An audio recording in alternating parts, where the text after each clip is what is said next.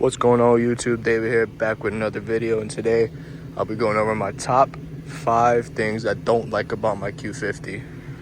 Let's get right into it. First thing I don't like about my Q50 is the rattle that's underneath for the heat shield that's underneath there. The exhaust heat shield, I don't like that. Rattles, you hear it inside, does not sound good.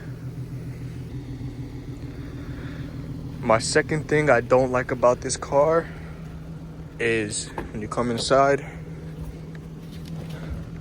I have this tire pressure sensor that keeps going off.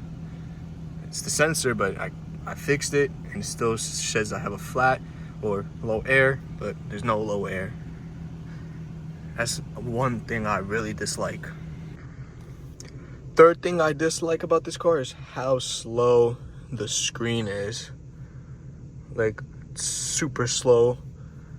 Really, like, too slow. The luxury car, but screen is too slow.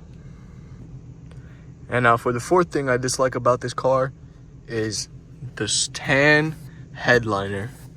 The tan headliner is not, I'm not a fan of it. Really not. And the last thing I really dislike about this vehicle is how slow these windows roll up.